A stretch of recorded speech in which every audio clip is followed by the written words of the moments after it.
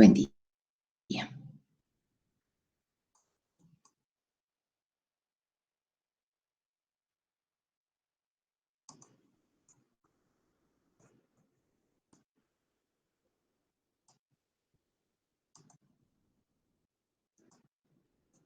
Muy bien.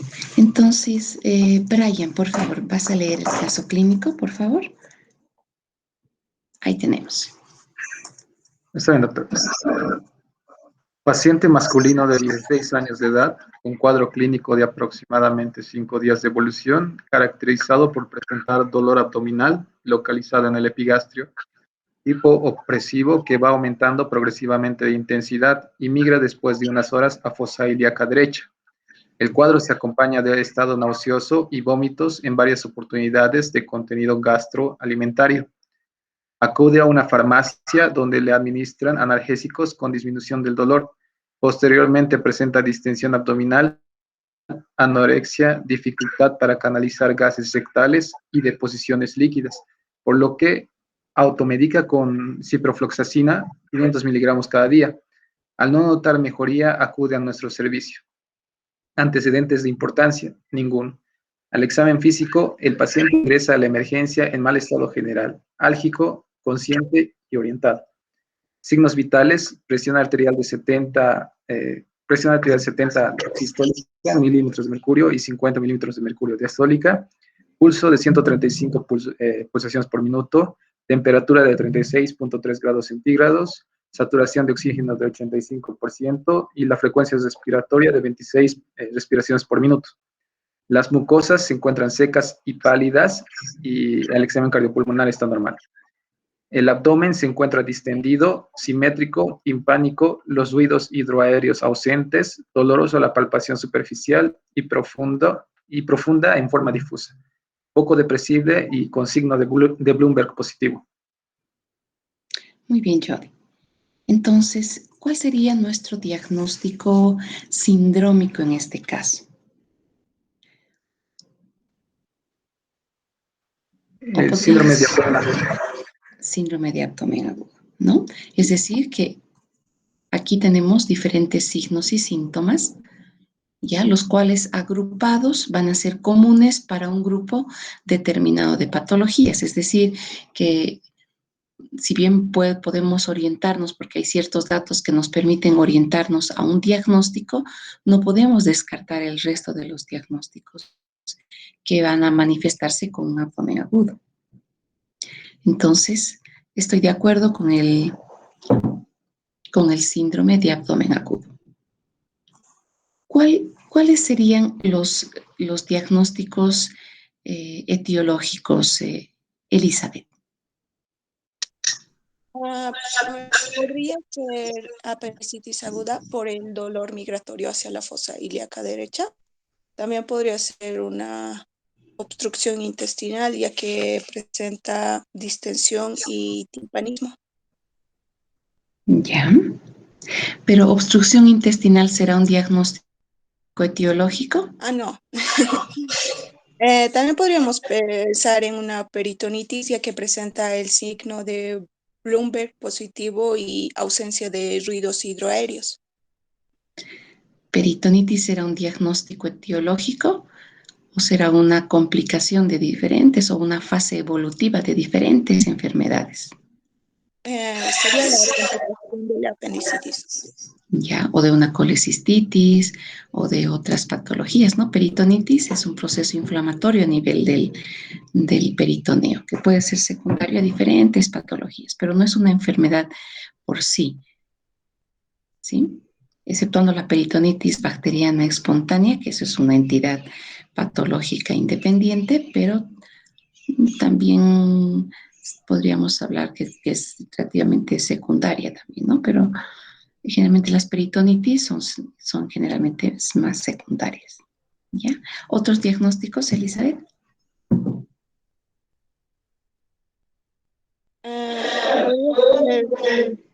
Podría ser es una obstrucción intestinal por una hernia encarcerada. Un hilo adinámico. Hilo También podemos adinámico. Una Ya, colecistitis. ya, una colecistitis aguda. Sí, pielonefritis igual podría ser, aunque es varón, es un poco improbable. Ya, pero es una posibilidad diagnóstica también. Mm, Muy bien.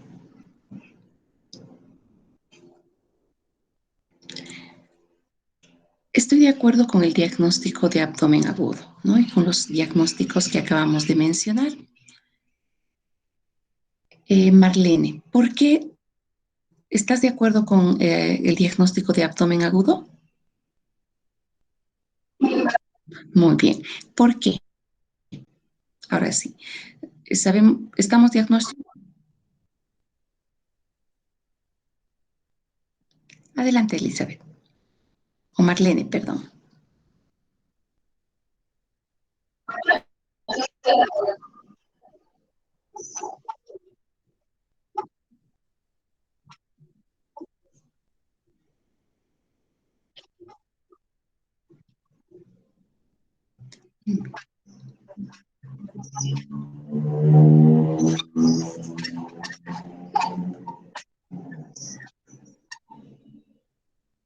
Ya, solo que no se escucha muy bien. Voy a...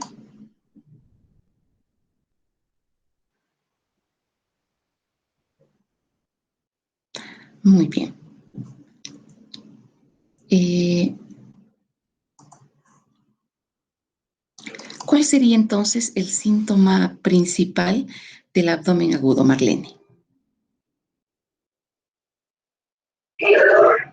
El dolor, ¿no es cierto? Si vemos esta imagen, es la sala de emergencia o es la sala de consulta externa de un hospital, ¿ya? Donde están los pacientes sentaditos. Ese es también llegando un paciente a la sala, al hospital. Entonces, ¿cuál de estos pacientes probablemente tiene abdomen agudo?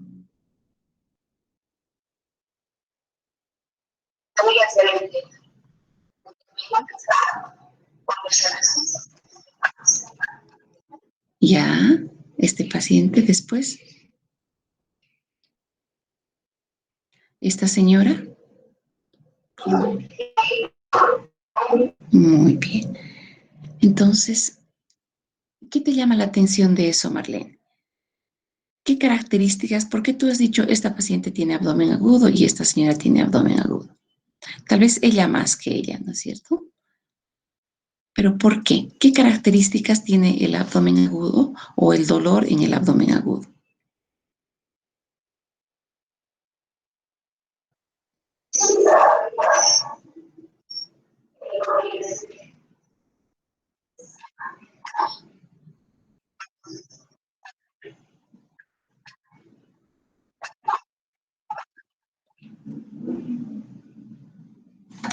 No, no te escuchamos bien, Marlene. ¿Hay algún problema con tu audio? Ahora está mejor, sí.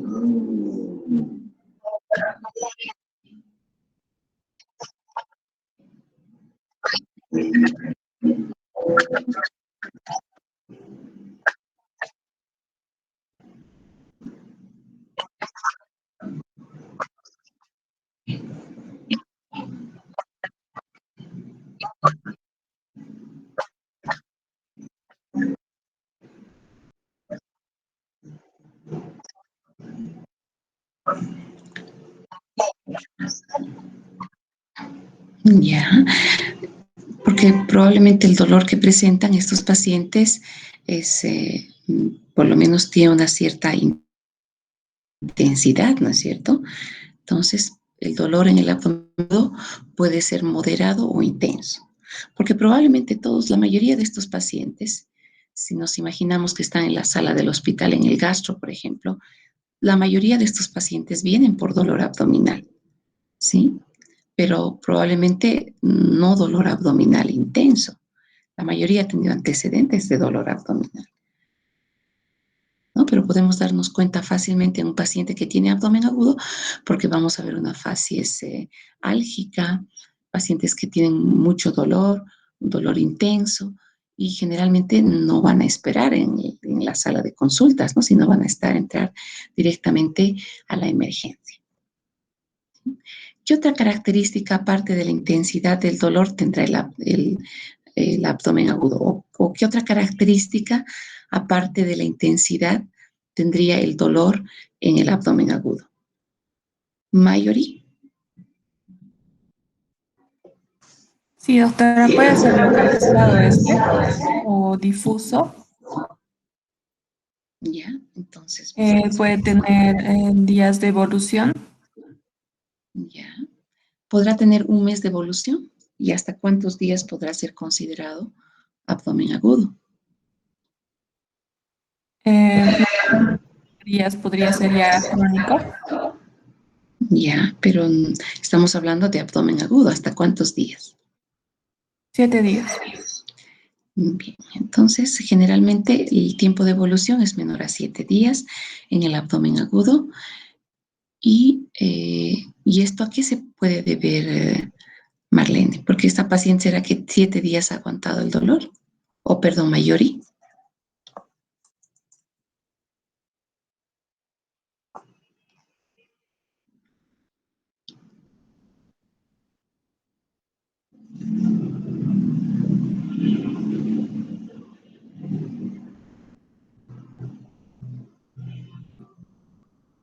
Doctor, no sé si estoy bien, pero podría ser consumo tal vez de algún tipo de medicamento que pueda suprimir el dolor, por eso haya aguantado.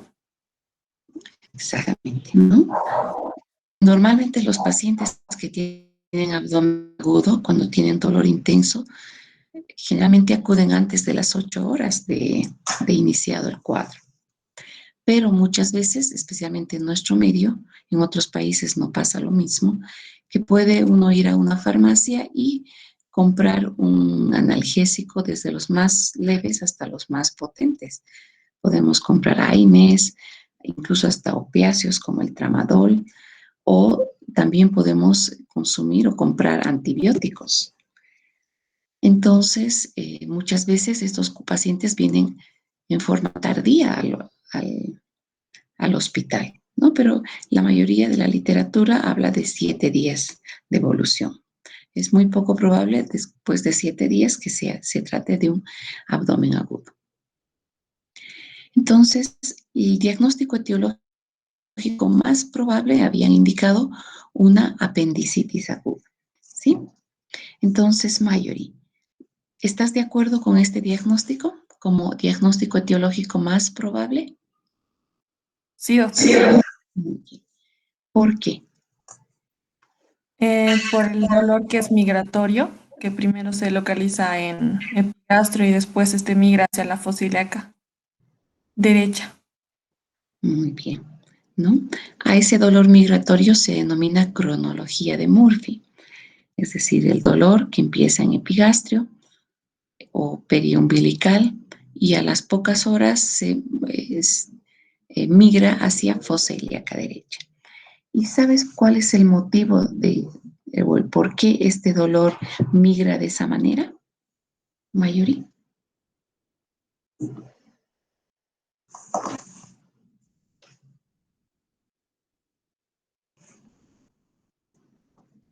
Si no me equivoco, es por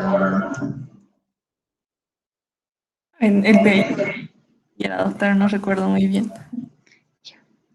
Entonces, para el día de mañana, primera tarea, ¿ya? Está bien. ¿Qué es por qué existe dolor migratorio en la apendicitis aguda? ¿Sí? Les voy a adelantar un poquito. Revisen lo que es el dolor visceral y el dolor somático. ¿Ya? Tiene un poquito que ver con esos dos tipos de dolor y la inervación y las fibras que transmiten estos impulsos tanto en la visceral como en la somática. ¿Ya? Entonces, para el día jueves tienen esa tarea en general. No tienen que solamente estudiarlo, no tienen que presentarlo, nada. Solamente leer y revisar. Disculpe, doctora. Sí. A ver. Ok, como usted mencionaba, tiene que ver mucho con la inervación y es en el proceso fisiopatológico, cuando ya existe un compromiso y una inflamación del mismo apéndice, existe una irritación de las fibras nerviosas viscerales que van a ser de T9, T10 y estas se van a direccionar hacia el epigastrio. Pero cuando ya el proceso fisiopatológico avanza y existe una irritación peritoneal, este migra porque el dolor parietal, como sabemos bien, es localizado y se va a localizar hacia el área en el que se encuentra el apéndice y como el visceral es difuso, se dirige hacia el epigastrio y también hacia la región umbilical. Eso es una forma un poco simple de explicarlo, doctor. Sí, está muy bien, pero hay que profundizar un poquito más, ¿sí? En términos generales está bien, pero denle una revisadita para el día jueves con un poquito más de detalle el dolor visceral, porque tiene que ver también por qué sistema es, por qué fibras estos impulsos nerviosos van hacia el sistema nervioso central, ¿sí? Muy bien. Está bien. Entonces, habíamos dicho que dentro de los diagnósticos etiológicos íbamos a dar diagnóstico etiológico más probable y de los diagnósticos, el resto de los diagnósticos etiológicos se iban a llamar diagnósticos diferenciales, ¿no? Y como podemos ver, acá tenemos la colecistitis aguda, la pancreatitis aguda, una perforación de víscera hueca. Y si nos ponemos a pensar,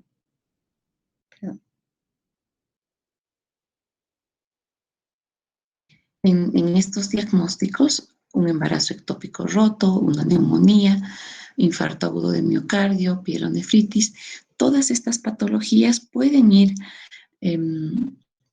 acompañadas de dolor abdominal intenso, ¿sí? Pero si nosotros recordamos el diagnóstico de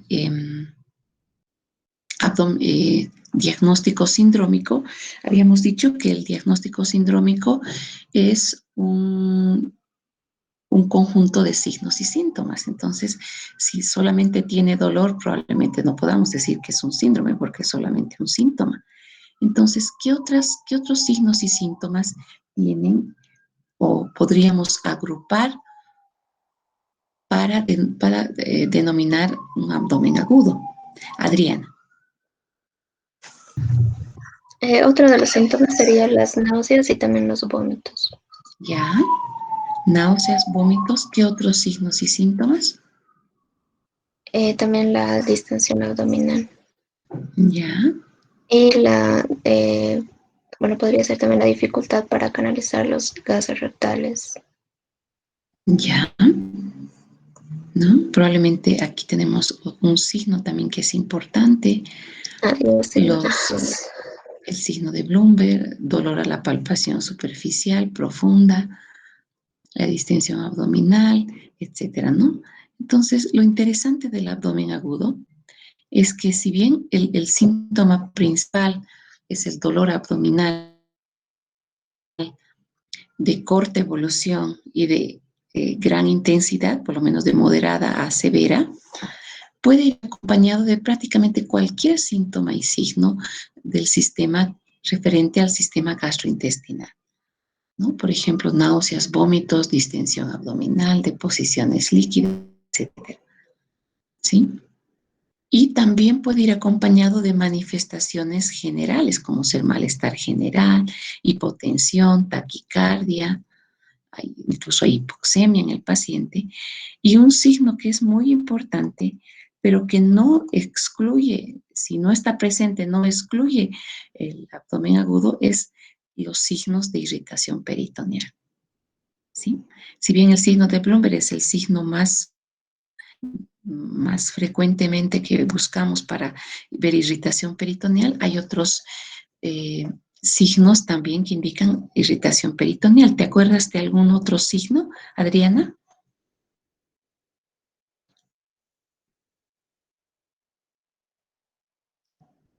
Cuando hago esto, ¿qué será? ¿Qué signo será?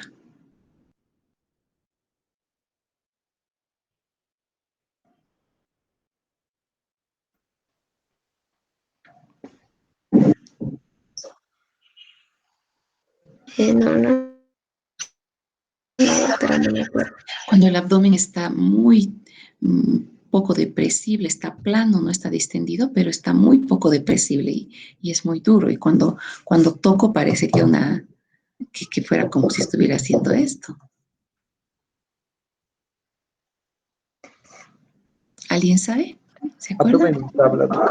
Abdomen en tabla. Abdomen en tabla, ¿no? Son abdómenes que no están distendidos, pero que realmente existe una contracción muscular tan importante que asemejan el abdomen a una tabla. ¿Sí? Especialmente los pacientes que son muy delgaditos, pacientes jóvenes, es muy frecuente encontrar el signo de Bloomberg, es el dolor a la descompresión brusca del abdomen. Y también si nosotros tocamos el abdomen muy superficialmente o hacemos una percusión muy suave y muy superficial del abdomen y el paciente presenta dolor, también es un signo indicativo de irritación peritoneal. Pero no siempre el hecho de que tenga Bloomberg positivo significa que es un paciente que necesite un procedimiento quirúrgico. Pero el hecho que no esté el signo de Bloomberg, es decir, que si está ausente, tampoco descarta un abdomen agudo. Es decir, puede haber abdómenes agudos, incluso que puedan ser quirúrgicos, pero sin signos de irritación peritoneal. ¿Sí? Muy bien.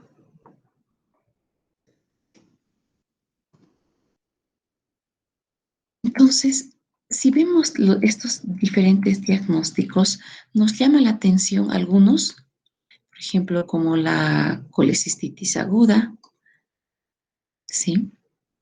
Es un diagnóstico probablemente quirúrgico, pero hay otros diagnósticos, como por ejemplo la neumonía o la pielonefritis, que son diagnósticos que van a requerir un tratamiento médico. Incluso en caso de neumonía, por ejemplo, la neumonía, el órgano afectado no está dentro del abdomen, pero una neumonía puede dar dolor abdominal intenso, náuseas, vómitos, como es muy frecuente este tipo de signos, para dar taquicardia, etcétera, etcétera, ¿no? Entonces, podemos ver que dentro del abdomen agudo hay un abdomen agudo que puede tener una causa extraabdominal, o sea, el dolor puede estar originado en un órgano que no está dentro del abdomen, o un infarto agudo de miocardio, por ejemplo, que en los casos donde sea un infarto de la cara diafragmática, van a presentar dolor abdominal intenso en el epigastrio, región periumbilical, ¿no? Y hay otros abdómenes agudos de causa intraabdominal, ¿no? Donde sí el órgano afectado está dentro del abdomen, y dentro de estas causas intraabdominales va a haber un abdomen agudo de tratamiento quirúrgico y un abdomen agudo de tratamiento médico, ¿no? El tratamiento médico será, por ejemplo, las pielonefritis, la pancreatitis aguda, generalmente es de tratamiento médico, ¿sí? Entonces, si vamos definiendo el abdomen agudo, podríamos decir que es un síndrome caracterizado por presentar dolor abdominal de moderada a gran intensidad, de corta evolución, hemos dicho hasta 7 días, acompañado de manifestaciones gastrointestinales y de compromiso peritoneal, ¿no? Sin embargo, tomando en cuenta que puede o no haber signos de irritación peritoneal y que puede ser de tratamiento médico o quirúrgico. ¿Sí? Muy bien. Entonces, habíamos mencionado el día de ayer, Alexander, que el diagnóstico sindrómico nos permitía, por una parte, orientarnos hacia qué posibilidades diagnósticas existen, ¿sí? Aquí vemos diferentes posibilidades diagnósticas, entonces probablemente una de estas es, ¿sí? También nos permite hacer ciertas medidas iniciales de manejo en el paciente, ¿sí? ¿Cuáles serían las medidas iniciales en este paciente? Alexander. Sí, doctor. Bueno, la medida inicial sería la iniciación del ABC, que se dice, ¿no? Muy bien. Principalmente para estabilizar al paciente. Es A de airway, o sea, ver si las vías aéreas están comprometidas y si lo están, Ya. pues liberarlas, ¿verdad? Eh, Después tenemos ya la venoclisis. Canalizar al paciente, ¿no? Para tener, como en este caso está también deshidratado, ¿no? Creo que está en un proceso de shock hipovolémico debido al líquido que ha perdido porque su presión está baja, ¿verdad? Muy Entonces bien. tenemos que restaurar el equilibrio hídrico que ha perdido el paciente. Mm, Después también se podría colocar ya las sondas, tanto nasogástrica como Foley, ya que este paciente podría requerir también una cirugía, ¿no? Entonces eso es protocolar. En el caso de la sonda Foley ya es más para monitorizar, ¿no? Que nuestro proceso de deshidratación está funcionando, ¿no? Después ya sería control de temperatura corporal y, bueno, administración tal vez de algunos fármacos para aumentar el gasto cardíaco en este caso. ya. Eso Muy, sería el momento del tratamiento inicial, doctora. muy bien. ¿Y este manejo lo puedes hacer dónde? Intrahospitalario principalmente, como nos ha llegado el paciente ya en el hospital, ¿no? Como Probablemente. nos llegó a la emergencia y en ahí eso que haríamos, ¿no, doctora? Entonces, probablemente la primera orden que vas a dar, ¿cuál va a ser? La primera orden sería que, bueno, hay que revisar, como decías, hay que revisar los signos vitales, todo, ¿verdad? Y pues habría que restaurar el equilibrio hídrico, es decir, darle un zinc lactato, ¿verdad? Muy bien. Abrir principalmente eso, hay que restaurar la deshidratación que ha sufrido el paciente. Es lo principal. ¿Aló? Sí, buen día.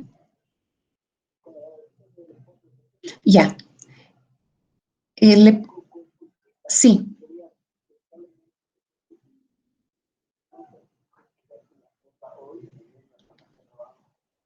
Ah, ya. Ya. ¿Le retiró la sonda? ¿La sonda? Ya. Ya. Muy bien. Por favor, va a tener que ir al hospital, ¿ya? Y vamos a tener que recolocarle la sonda por endoscopía, porque ahorita no ha comido nada, ¿no? ¿Ya? ¿Ha tomado algo de gelatina, tal vez? Ya.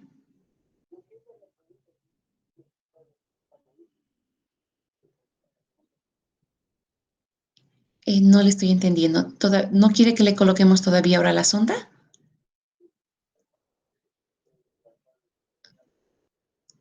El problema es que no vamos a poder alimentarla hoy día y se va a deshidratar. ¿O quiere intentar tomar líquidos y gelatina hoy día? Ya. Llámeme por favor en la tarde, ya, a eso de las 3 de la tarde para ver cómo está, si es que ha salido mucho al drenaje o es que ha estado vomitando cualquier cosa, la voy a internar a la tarde. ¿Ya? ¿Ya? Listo, por favor. Gracias, chao, chao. Perdón, chicos.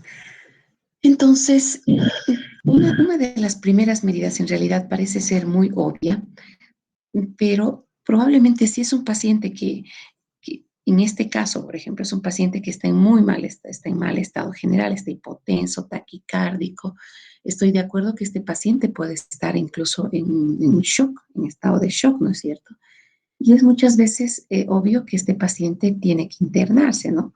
Pero si fuera un paciente que está en buen estado general, que no tiene alteración de los signos vitales, pero tiene datos de abdomen agudo, es decir, tiene dolor abdominal de corta evolución, de gran intensidad, probablemente estos pacientes, la primera medida que hay que tomar es de la internación, ¿sí?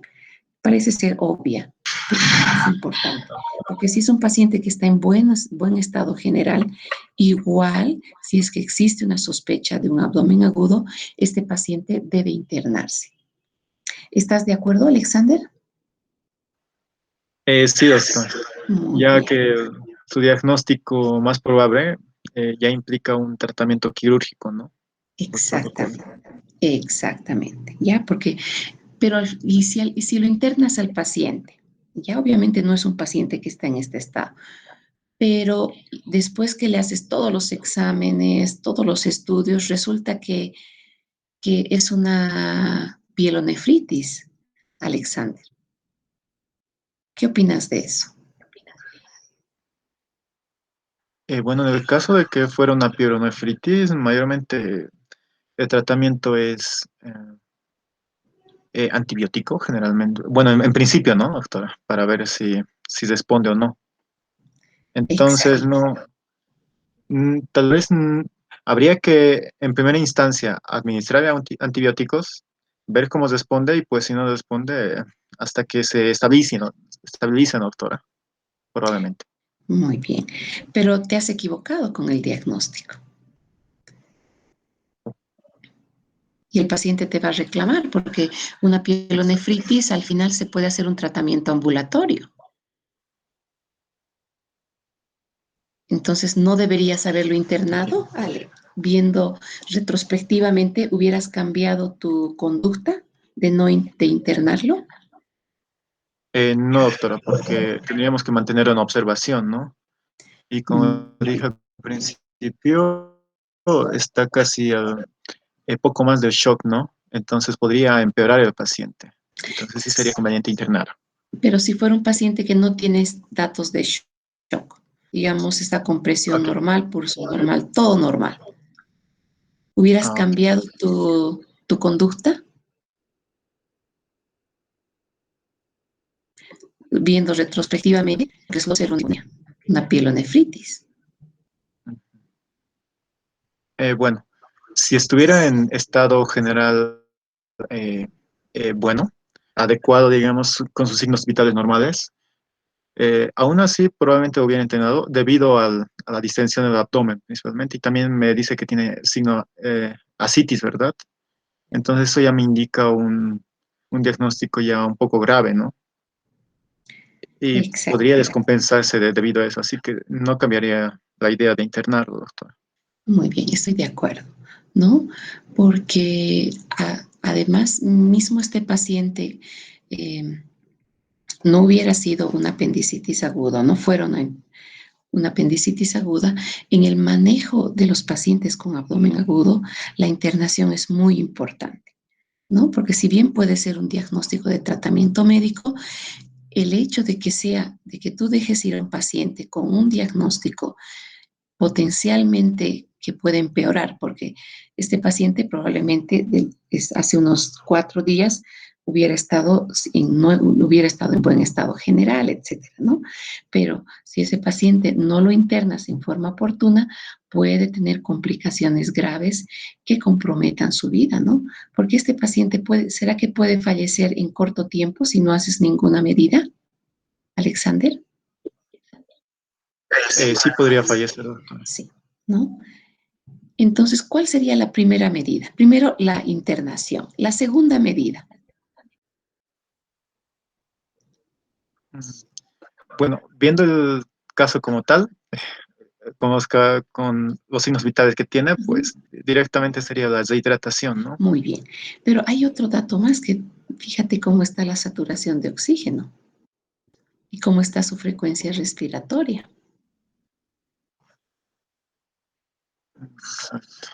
El paciente está hipoxémico, está con saturación. ¿Qué harías en ese caso?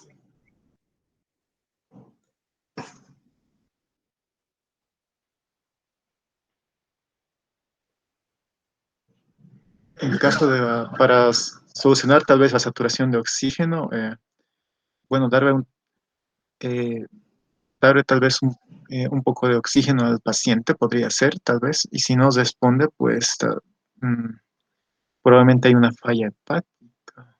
Ay, me confundí, doctor, perdón. O sea, si este paciente está con una Ajá, hipoxia, ¿no? Está taquipneico, está exacto. hipoxémico, tendrías que administrar ¿qué? Darle Una oxígeno. oxigenoterapia.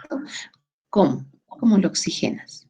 Le pones puntas nasales, una mascarilla con reservorio. Bueno, dependiendo de cómo esté la vía aérea, entonces, si está libre, pues le podemos poner una mascarilla. Ya, Si no, habría que intubar, ¿no? claro, Una intubación endotelial. si esta saturación no mejora con la administración de oxígeno, ¿sí? O baja esta saturación, entonces el paciente tendría que ser intubado y hacerse una ventilación mecánica, ¿no? Asistirle con ventilación mecánica a este paciente, ¿sí? Muy bien. Después, estoy de acuerdo con la administración de soluciones parenterales cristaloides, principalmente una sonda nasogástrica, una sonda Foley para poder monitorizar la diuresis y posteriormente vamos a solicitar los exámenes de laboratorio, ¿no? Entonces, dentro de los exámenes de laboratorio tenemos un memo técnico que es los 7. Bueno, ahora en realidad son 8, ¿no? Con la prueba para COVID, que puede ser un antígeno nasal, que es el que más frecuentemente solicitamos, o un PCR, ¿sí? Tenemos estos 7 exámenes: hemograma, glicemia, urea, creatina, TP, electrolitos y examen general de orina. ¿Ya? Los 7. Generalmente estos estudios los pedimos a todos los pacientes que vemos tanto en la consulta como en la emergencia, siempre deben estar. ¿Sí? Son los 7. Y el resto de los exámenes podemos solicitarlos dependiendo del caso en particular. ¿Ya? Si es un paciente que va a ser sometido o hay una posibilidad de que sea sometido a cirugía, vamos a pedirle un grupo factor RH. También si va a ser sometido a cirugía o a un procedimiento invasivo, debemos pedir la prueba rápida para VIH. Hemos dicho que una de las posibilidades diagnósticas en el abdomen agudo es la pancreatitis aguda, entonces debemos solicitar amilasa y lipasa. Ambos es importante porque la amilasa tiene un inicio rápido, pero también tiene un descenso rápido en cuanto a las concentraciones de amilasa. Sin embargo, la lipasa, si bien empieza a aumentar un poquito más tardíamente, puede tener su pico post y podemos tener más o menos así es la curva de la amilasa, y la lipasa, si bien tarda más tiempo en aumentar y encontrarse en sangre, tiene una curva un poquito más alargada, es decir, se mantiene elevado por más tiempo. Entonces, ambos estudios nos permiten hacer un diagnóstico, porque si estamos acá, por ejemplo, solo le pedimos la amilasa y estamos en este punto, probablemente la amilasa va a estar normal, pero la lipasa va a estar elevada. Entonces nos va a permitir hacer un diagnóstico más preciso. ¿Ya? También debemos solicitar un perfil hepático, porque estamos pensando en una colecistitis, en una pancreatitis, debemos solicitar el perfil hepático, y como es un paciente que está en shock, es importante solicitar también cómo están los gases en sangre y cómo está el equilibrio ácido-básico, ¿sí? Porque ¿qué va a pasar, Carlos, en el shock? ¿Por qué le pediríamos gasometría arterial o no estás de acuerdo con solicitarle?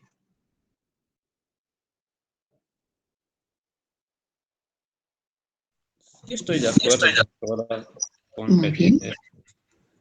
Es ¿Por que qué? en el shock hay una gran descompensación. Prácticamente es una afección y este es mortal, doctor, cuando se presenta en el paciente, ya que Ya, el cuerpo no está recibiendo un flujo sanguíneo suficiente y peor con que hay una hipoxemia, pues entonces esto es mucho más complicado. Y es por eso que el paciente está presentando una frecuencia respiratoria de 26 respiraciones por minuto, que es mucho. Es como una pequeña compensación que trata de hacer el propio cuerpo. muy bien.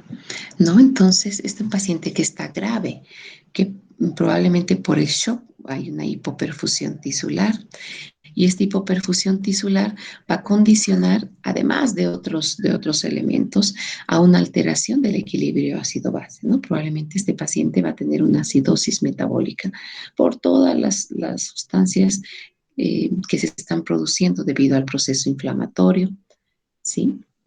Sí, doctora. Y también por un cambio del metabolismo, ¿no? Porque normalmente el metabolismo es un cambio aerobio, pero si no hay suficiente oxígeno tisularmente, va a haber un mecanismo anaerobio con la producción de ácido láctico y esto va a condicionar a una acidosis metabólica también, ¿no? Entonces es importante ver eso. Esto Sí. también del shock, esto de las mucosas secas y pálidas, está relacionada con el shock que está presentando el paciente. Exactamente, ¿no? ¿No? Porque hay una hipoperfusión tisular, hay una contracción, una vasoconstricción periférica, ¿no? Acompañado de una vasodilatación, digamos, central, ¿ya? Entonces, dentro de otros estudios que se deben solicitar, tenemos la radiografía de tórax y la radiografía de abdomen. Y esta en bipedestación y en decúbito. ¿Cuál será la utilidad de la radiografía de tórax en estos casos, Carlos? Bueno, la radiografía de tórax para esto sería para descartar algunas otras enfermedades, doctor, como la neumonía o alguna otra. Muy bien. Sí, ¿Para sería qué para otra? descartar. Muy bien, para descartar una patología pulmonar, ¿sí? Pero ¿y si clínicamente el paciente, los pulmones están normales? Que no sea este paciente, que sea otro paciente, que no está tan grave, pero resulta que los ruidos pulmonares y cardíacos están absolutamente normales. Además, es un paciente joven que no tiene antecedente de patología pulmonar. ¿Le pido igual una radiografía de tórax?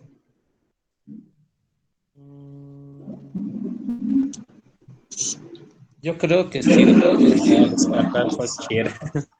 Pero ya, de hecho, lo ha valorado el doctor Ibarra. El doctor Ibarra es uno de nuestros médicos internistas en el hospital, ha sido ex decano de la Facultad de Medicina. Es realmente una persona que tiene extremadamente mucha experiencia en la parte clínica y él lo ha examinado y te ha dicho los pulmones y el tórax o la parte cardiológica es normal. Ha hecho todas las maniobras semiológicas y obviamente es el doctor Ibarra, ¿no? Tú no puedes discutir eso. ¿Le pides o no le pides? En ese caso no, doctor. ¿No? ¿Seguro? Bueno, si no hay ninguna sintomatología o signo que presentar el paciente en esa área específica, yo creo que no, doctora. ¿Cuál de estas enfermedades podrías diagnosticar con una radiografía de tórax? Lean, para todos. Hay una de estas enfermedades que puedo diagnosticarla exceptuando la neumonía, ¿no es cierto? Sí. Las de causa intraabdominal, que puedo diagnosticarlas por la radiografía de tórax.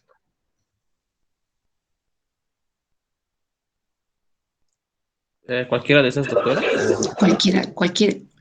¿Cuál de estas patologías puedo hacer un diagnóstico por una radiografía de tórax? Decir, es eso. Pare de contar. Nadie te puede discutir. Lo que quedaría sería el infarto agudo de miocardio, doctora, usted, ya que la isquemia a veces puede producir calcificaciones o incluso cierto bosamiento al parecer en el corazón. No sé si me equivoco en ahí. Ok, pero no, Sí. sin tomar en cuenta estas, sin tomar en cuenta Ok, estas que son sin eso, laboratorias. ok. Sí. O sea, de las causas intraabdominales, ¿cuál puedo diagnosticar con una radiografía de tórax? Perforación de víscera hueca. Exactamente. Ok. ¿Qué voy a encontrar en la perforación de la víscera hueca? Voy a encontrar un signo que se llama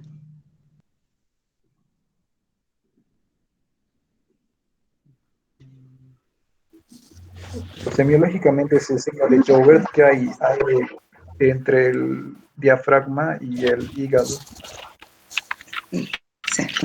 tenemos el diafragma y aquí tenemos el hígado y aquí presencia de aire, ¿no? Aire subdiafragmático, o sea, aire debajo de las cúpulas diafragmáticas. Y la voy a poder ver muy claramente en una radiografía de tórax. ¿Sí? Entonces, es muy importante en el abdomen agudo solicitar una radiografía de tórax, ¿ya? Para descartar una patología pulmonar, ¿sí? Que puede estar simulando o dando un abdomen agudo de causa extraabdominal, o también para ver aire subdiafragmático, ¿no? Que la presencia frente a un abdomen agudo de aire subdiafragmático es casi sinónimo de cirugía exploradora, ¿no? Y por último, bueno, después puedo solicitar una radiografía abdominal. Si yo tengo una radiografía con aire subdiafragmático, probablemente ya no necesito hacerle otro estudio más. Ya tengo el diagnóstico y puedo tomar una conducta, ¿sí? En la radiografía de abdomen vamos a poder ver, qué sé yo, un coprolito, muchas veces borramiento del psoas, una apendicitis aguda, o datos de obstrucción intestinal cuando se trate de una peritonitis, por ejemplo, ¿no? Hay diferentes signos que me pueden ayudar en el abdomen, en la radiografía de abdomen. La ecografía abdominal, que es sumamente útil. Si se fijan, todos los exámenes que estamos pidiendo no es solamente para una enfermedad, sino nos va a ayudar a darnos a uno a descartar las posibilidades diagnósticas, los diagnósticos diferenciales y a llegar a un diagnóstico, ¿no? Una ecografía abdominal, por ejemplo, vamos a poder ver, descartar que sea una pancreatitis, ¿no? No descartar, pero por lo menos, o sí afirmar si fuera una pancreatitis, por ejemplo, o una colecistitis aguda, nos va a servir una ecografía abdominal, o si es una peritonitis generalizada, vamos a ver líquido libre, etcétera, ¿no? O si es un cólico renoureteral, vamos a poder ver que hay una dilatación del sistema pielocalicial en caso de ser un cólico renal, por ejemplo. ¿Ya? Y por último, una tomografía de abdomen. ¿Sí? Si en este paciente, Carlos, no sé si su compañero se incorporó ya, el que no estaba al principio.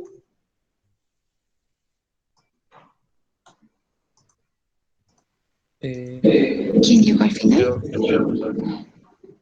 Sí, Carlos, tú fuiste el penúltimo en entrar.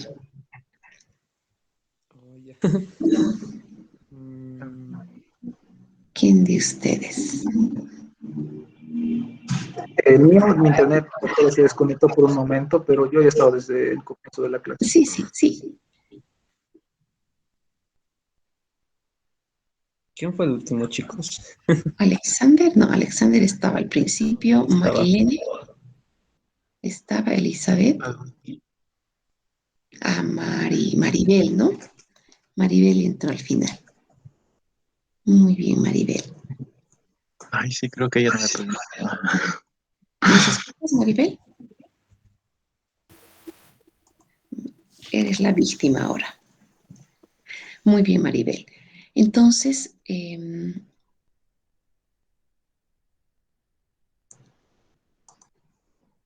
a este paciente, tal como está, nuestro paciente, le solicitarías una tomografía. ¿O en qué caso lo harías o no lo harías en este caso? Doctora, yo creo que en caso de que se tratara de otro tipo de factores biológicos, sí se podría pedir una tomografía. Por ejemplo, si podría ser por una apendicitis, más o menos, eso nos podría ayudar a diferenciar si hay una obstrucción mecánica del intestino delgado. O también para ver si hay alguna lesión intestinal aguda. Ya. Generalmente la tomografía de abdomen es muy útil para el manejo o para el diagnóstico en un abdomen agudo, pero está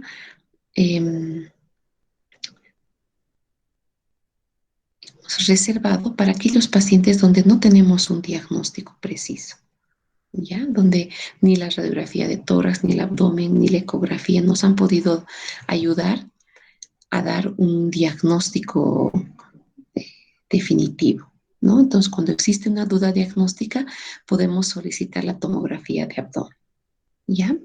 Entonces, Maribel, resulta que le pueden hacer la tomografía de abdomen de aquí a 2 días, porque resulta que todos los especialistas en tomografía se han ido a un congreso y en 3 días le van a hacer la tomografía de abdomen. ¿Le solicitas ese estudio, Maribel?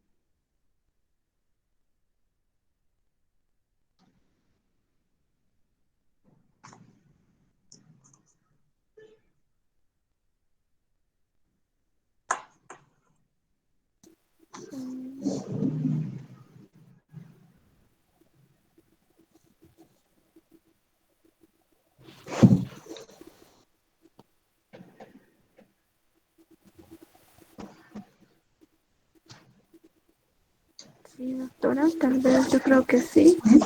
Y en 3 días, ¿cómo crees que va a estar este paciente?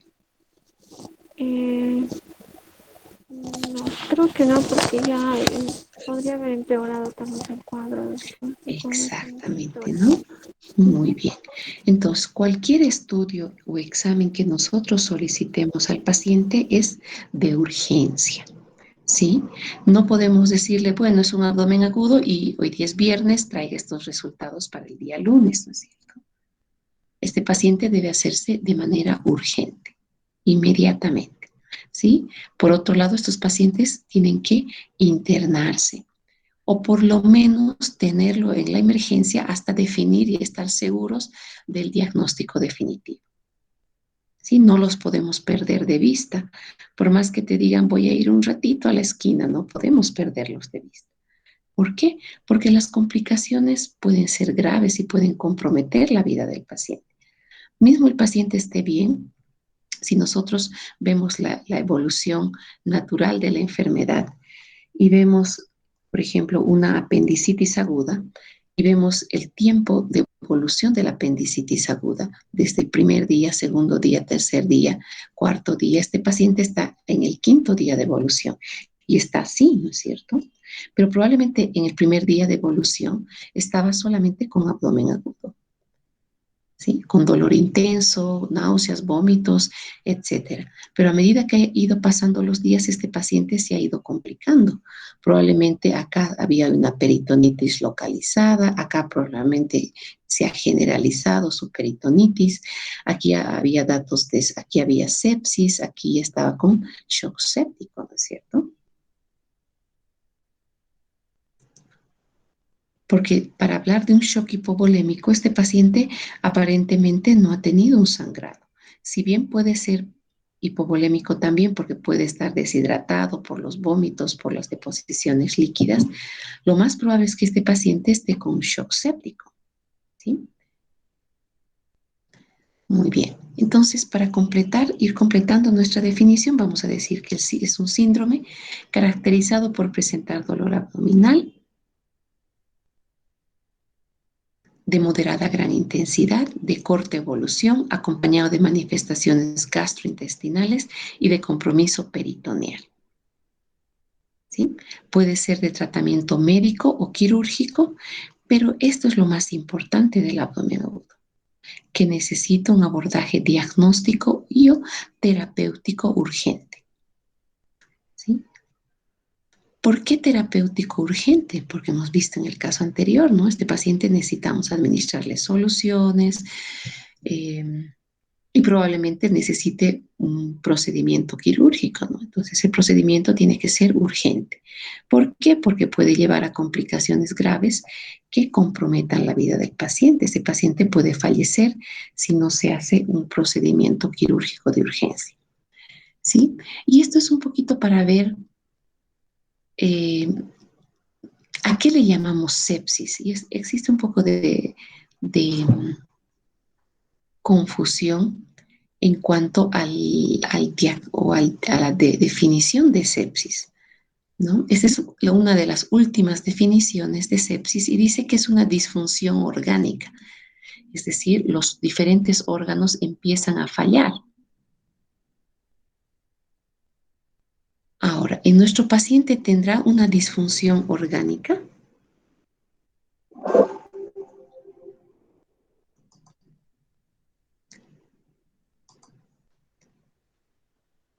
En este caso, Sí, ¿qué? tiene razón. Una Sí, doctor. disfunción. ¿Qué órganos están fallando?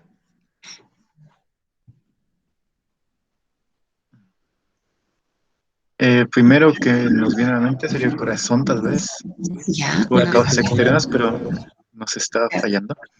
cardiovascular, ¿no es cierto? El sistema Exacto. cardiovascular ha fallado. ¿Por qué? A pesar de que está taquicárdico, no ha podido subir esta presión.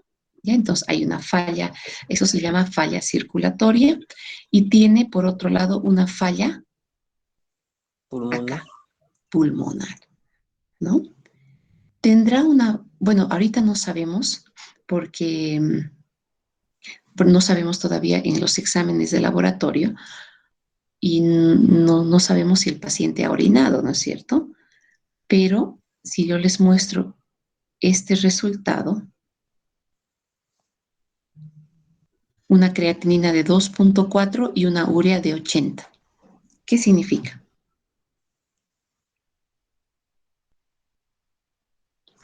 Que está también con una insuficiencia o una falla renal, ¿no es cierto? La creatinina está elevada, la urea también. Y si les muestro esto,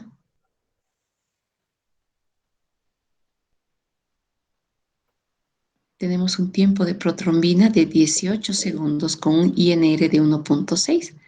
También la parte de la coagulación está fallando. ¿Ya? Y si les muestro esto, fíjense, las bilirrubinas están elevadas a expensas de la bilirrubina indirecta, con transaminasas también elevadas. Entonces, probablemente también hay una falla hepática. Entonces, la sepsis es una disfunción orgánica, pero ¿cuál es la causa? ¿Cuál es la causa de esta disfunción orgánica?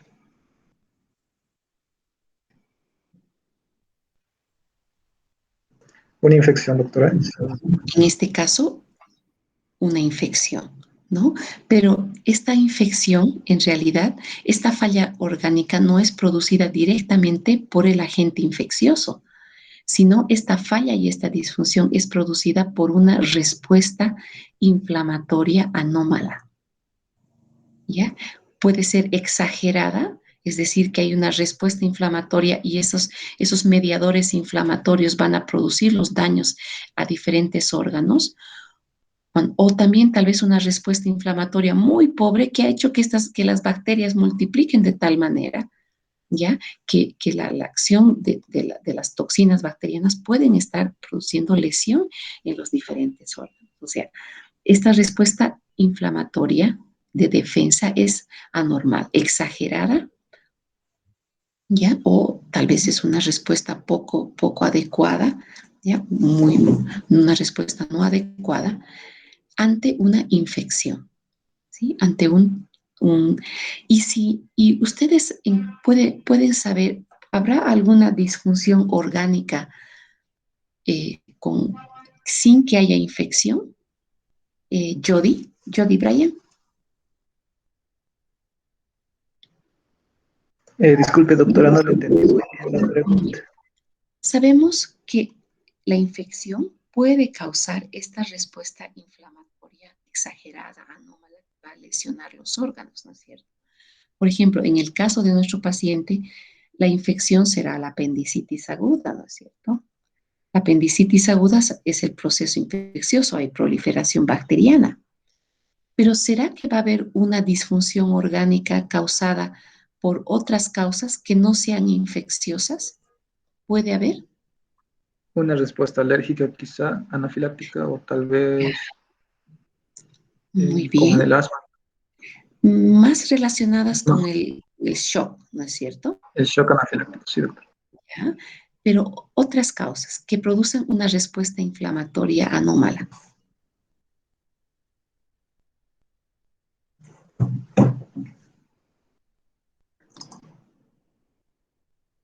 Dentro de estas, ahí está la respuesta.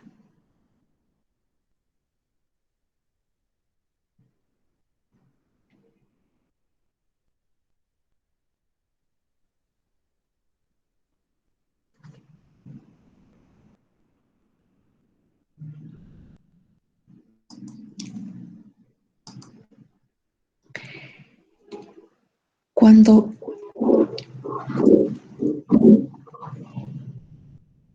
esta respuesta inflamatoria que se llama SIRS, ¿ya? Que se llama SIRS, está relacionada a una infección, se denomina sepsis, ¿ya?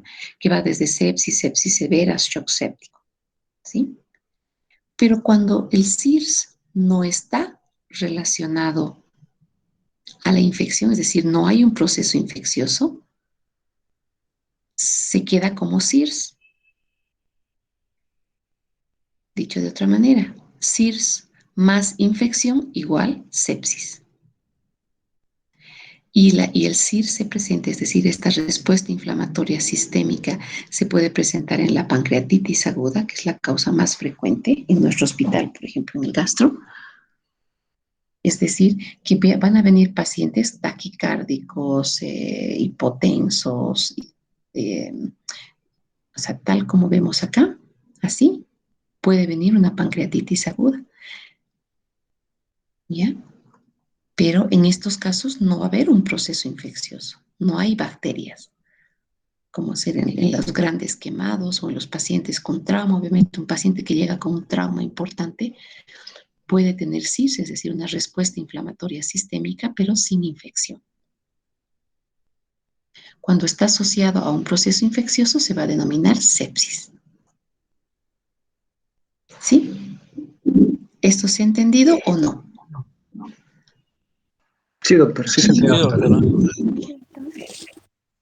Entonces, si es que no sabemos que si este paciente es una apendicitis aguda, probablemente podríamos decir que es un SIR solamente, ¿no? Cuando demostremos que es por una infección, vamos a llamarlo sepsis.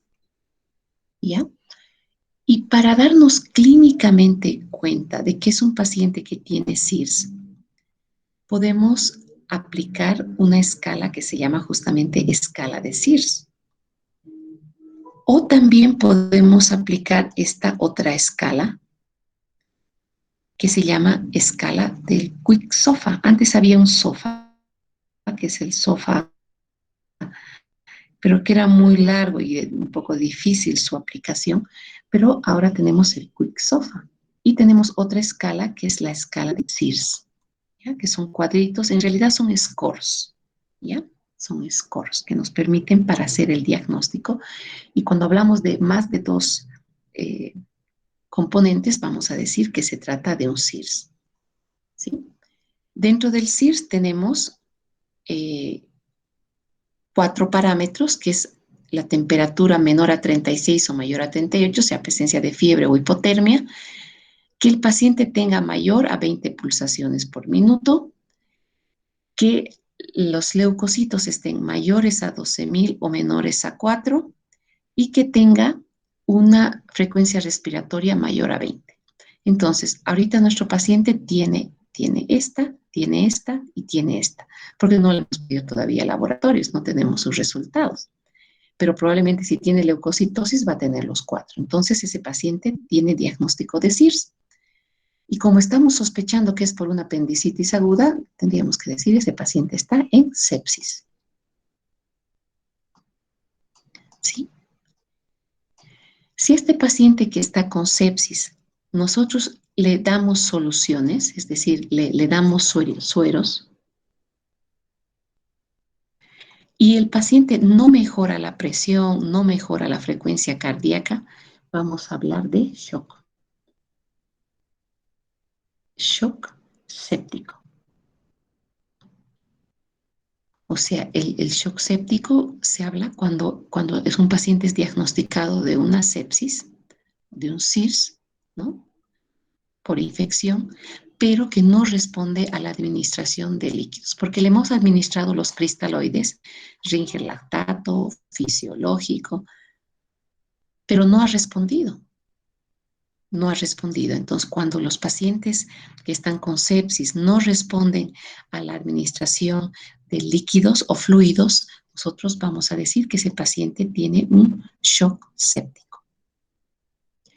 ¿Y qué tenemos para estos pacientes? Porque si siguen con shock séptico, probablemente van a fallecer. ¿Qué les podemos administrar, Elizabeth?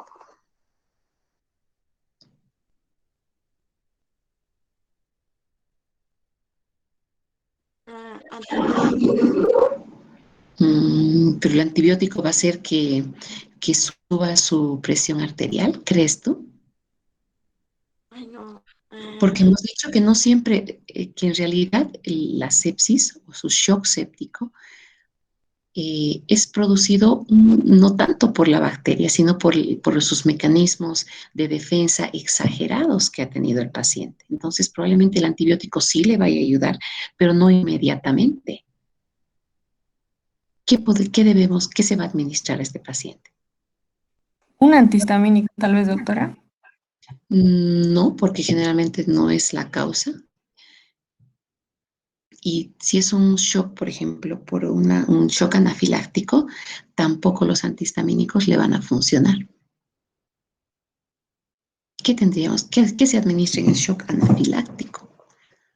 Corticosteroides.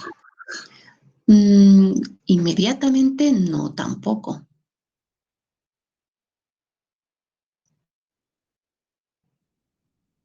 ¿Qué podemos administrar? Eso. Tenemos que administrar drogas vasoactivas o vasopresores como la noradrenalina o la epinefrina, ¿no? Que van a hacer que su presión aumente, ¿sí? Porque generalmente estos pacientes que tienen shock séptico, ¿por qué están hipotensos? Marlene.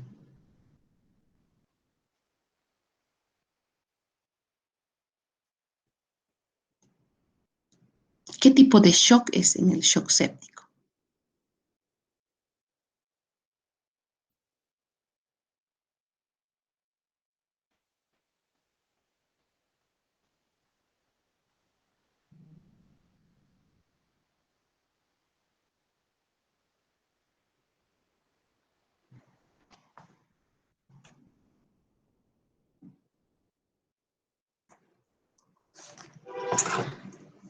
Entonces, segunda tarea para el día de mañana, ¿sí? Fisiopatología del shock séptico.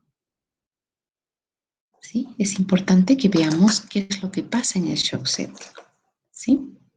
Y por último, esta que es la escala del quick SOFA, de rápido o quick, que vamos a hablar de taquipnea, aumento de la frecuencia respiratoria mayor a 22 y la presión sistólica menor a 100 y que tenga una escala de coma de Glasgow menor a 13. ¿Ya? Igual tenemos que tenga más de 2 puntuaciones en esta escala es de mal pronóstico, ¿no? Son también, el quick SOFA es más una escala de mal pronóstico en el shock séptico, ¿sí? Porque si tiene una alteración de la parte neurológica, ¿cierto? En estos casos, siempre cuando existe un shock, existen órganos que van a tener prioridad en cuanto a la perfusión cerebral. Quiere decir que la sepsis es realmente muy grave. ¿Ya? Ese es el QUIC o el SOFA score, que tiene varios elementos. No lo vamos a revisar. Muy bien. Entonces, su tercera tarea para el día de mañana.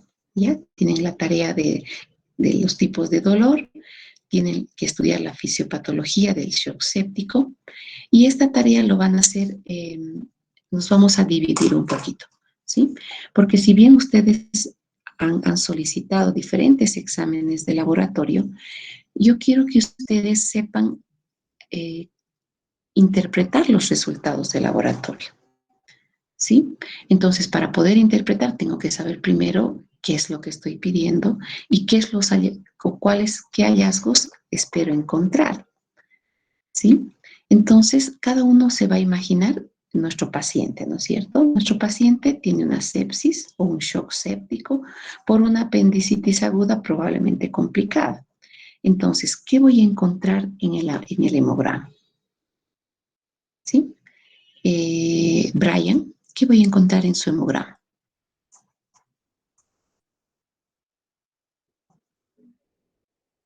Un aumento en los leucocitos Leucocitos. Entonces, con una desviación a la izquierda. perfecto, ¿no? Entonces, pero ¿por qué se produce un aumento de la ¿Por qué se aumenta? ¿Por qué se produce un aumento de los leucocitos? Eso tienes que explicarnos. ¿Cuál es la razón fisiopatológica para que aumenten los leucocitos? ¿Y cuáles de los leucocitos aumentan y por qué? ¿Ya? ¿Y qué son? ¿A qué me refiero con desviación izquierda? Parece ser que me he desviado a la izquierda, pero ¿por qué? Cuando se dice desviación izquierda.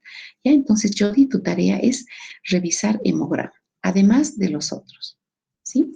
Cuando revisen shock séptico van a darse cuenta perfectamente de qué alteraciones a nivel de los órganos va a producir. ¿Sí? Y se van a dar cuenta también por qué se alteran los diferentes exámenes de laboratorio. ¿Ya? Elizabeth, te tocaría la parte de glicemia. Te toca la parte de glicemia, ¿ya? Marlene va a ver la parte de urea y creatinina. Muy bien. Mayori,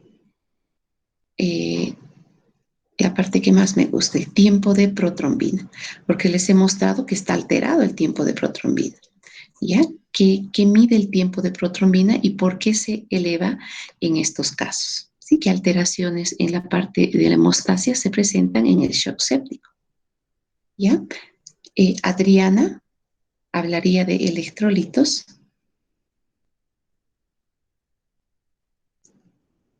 Alexander nos va a hablar del perfil hepático, es decir, cómo se altera porque hemos dicho que el shock séptico va a dañar diferentes órganos, ¿no? Entonces, en el shock séptico va a haber un daño hepático probablemente. ¿Por qué se produce ese daño hepático? Y cómo se traduce en las pruebas de función hepática, es decir, en el perfil hepático, cómo va a estar en un paciente con shock séptico. Ok, doctor. Y por último, Carlos y Maribel van a hablar de la gasometría arterial. ¿Ya? Es decir, cómo va a encontrarse la gasometría arterial, qué alteraciones existen en general en la gasometría arterial y en el shock séptico, cómo voy a esperar que se encuentre una gasometría arterial. ¿Sí?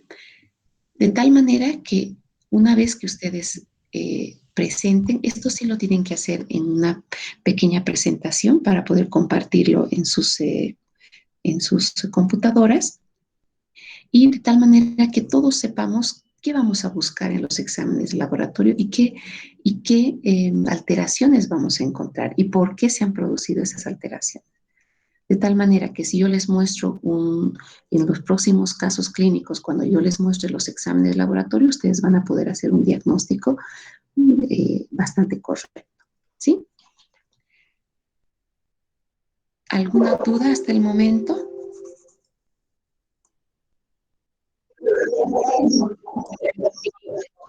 Si lo pueden hacer en un mapa conceptual, sería mucho mejor. Lo pueden hacer en diapositivas, que no sea muy cargado, ya que no sea una presentación de 10 diapositivas, que esté resumido en 1 o 2 diapositivas máximo, ya que sea algo sencillito, concreto al tema. Muy bien. Entonces, si no hay más dudas, los veo el día de mañana.